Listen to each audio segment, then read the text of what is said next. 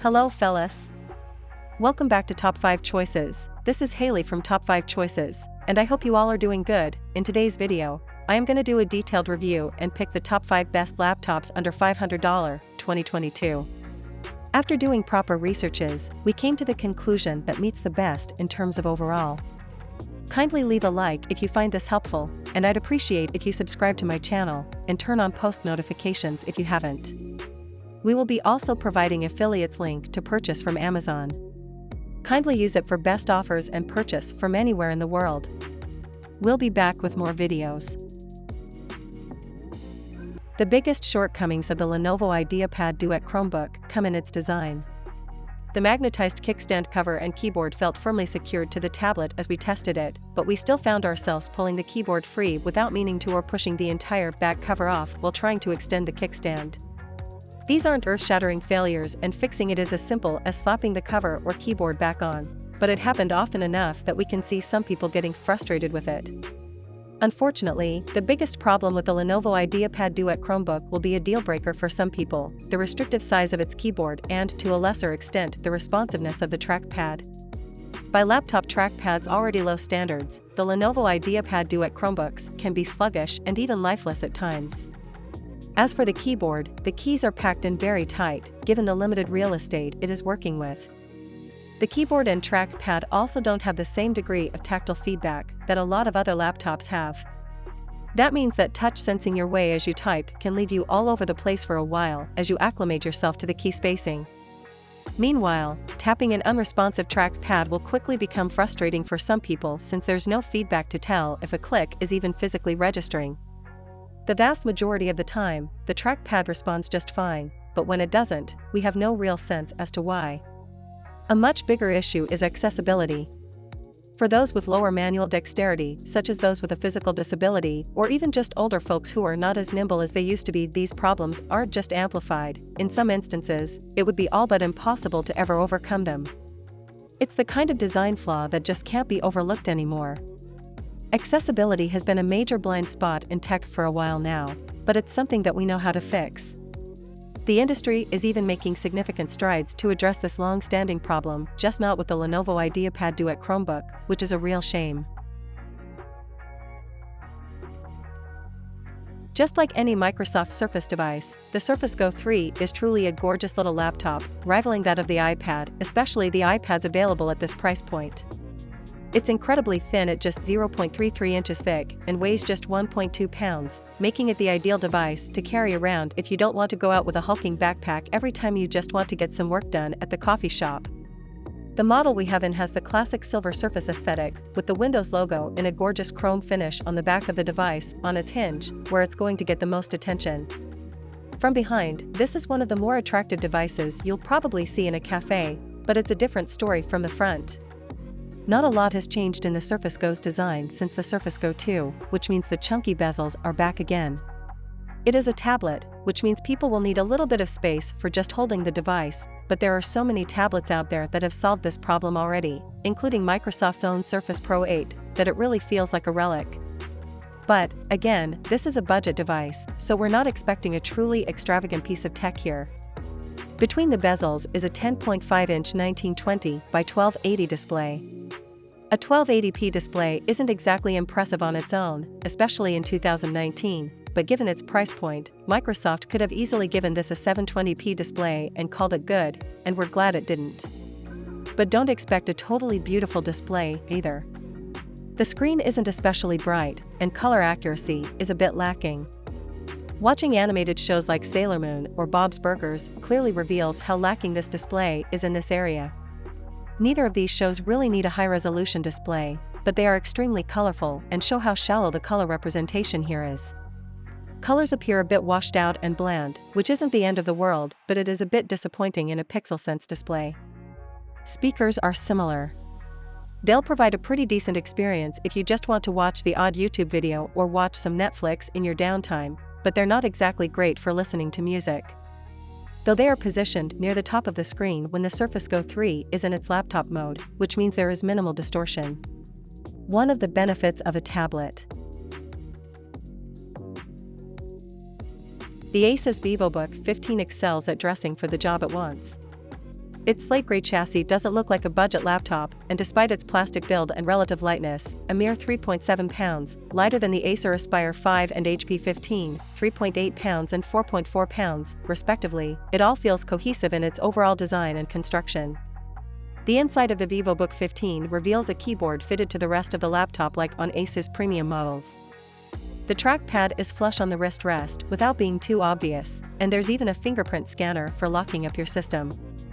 Buying a laptop with plenty of ports is a good idea if you're ever considering docking the device and working with a full setup. The laptop's left side has two traditional USB 2.0 Type-A ports, plus a status indicator light.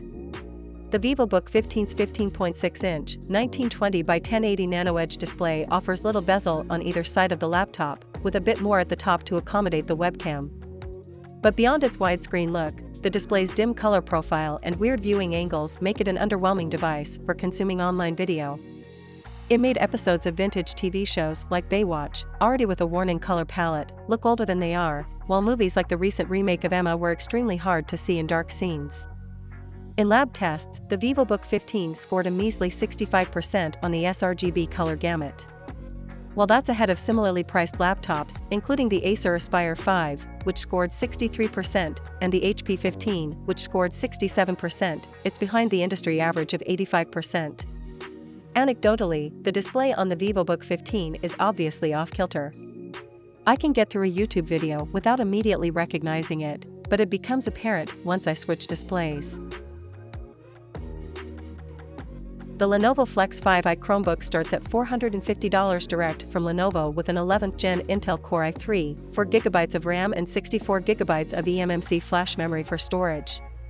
If you can afford an additional $100 and you have access to a Costco membership, consider getting the configuration I tested that backs up the same Core i3 processor with 8GB of RAM and a larger, faster 128GB SSD for storage. As with many laptops these days, the memory is soldered on and can't be upgraded later. While Chrome is plenty usable with 4GB of memory, having it maxed out at 8GB will give you headroom for more demanding tasks now and in the future.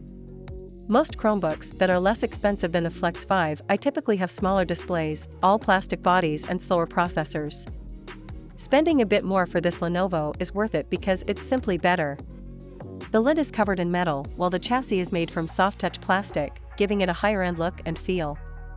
It is only slightly larger than 11.6-inch models like those commonly used by school districts. However, the larger 13.3-inch display here makes a big difference when scrolling through learning sites or just whenever you need to see more of your work on the screen all at once. While the display's color and contrast are fine, the screen is a bit dim. I found myself regularly trying to increase it beyond its max setting. This was mostly when I was using it in a bright room near a window or outside. Otherwise, the display was good enough, and it is USI Universal Stylus Initiative, pen-enabled and will work with Lenovo's USI Pen and others. Above the display is a serviceable 720p webcam. The mic quality is fine, too, so you should have no trouble being seen and heard on your next Google Meet.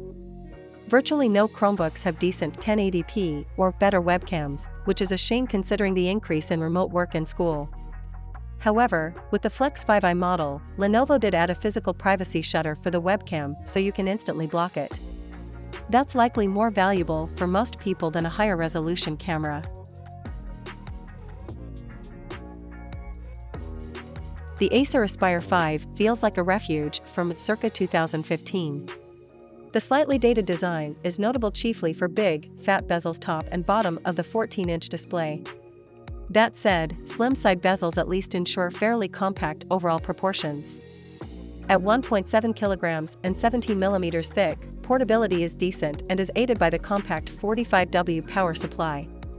If you want something more stylish, head to our Asus VivoBook 15 vs Acer Aspire 5 comparison. The Asus is a slicker-looking laptop for a similar price, but there are compromises elsewhere. It's worth noting the power supply uses an old-school barrel connector. The Aspire 5 does have USB Type-C connectivity, but only for data. You can't charge it via USB-C, more's the pity. Still, one fringe benefit of the relative bezel bulge is plenty of space up top for proper webcam location. Your Zoom accomplices won't have to suffer the up-nose angle that blights some slim bezel laptops, at least. Another design throwback is the somewhat stingy plastic trackpad. If you've tried one of the modern-style larger glass-topped trackpads, it's awfully hard to revert. The Acer's trackpad feels constrained, limiting, and a little cheap by comparison. Still, it's reasonably solid, which is a sentiment that applies more broadly to the Acer Aspire 5. With its metal keyboard surround and screen enclosure, it feels ready to take a beating. The only exception is the keyboard. The bed is prone to a bit of bounce. The screen hinge is likewise robust, if anything it's a bit too stiff. Try to lift the Aspire 5 screen lid single-handedly and the entire chassis comes along for the ride. Bummer. As for ports and connectivity, on the right-hand side of the chassis you'll discover a plain old USB Type-A 2.0 socket and a headphone jack. On the left there's HDMI, a pair of 5 gigabits per second USB 3.1 ports, plus a USB Type-C connector, again running at 5 gigabits per second. The only conspicuous omission is an SD card reader. Audio-wise, the Acer Aspire 5 is configured with a pair of bottom-firing stereo speakers at the front of the chassis. In terms of clarity and soundstage imaging, they're not actually all that bad. But the total absence of anything akin to bass and also very little by way of mid-range results in a very thin overall audio experience.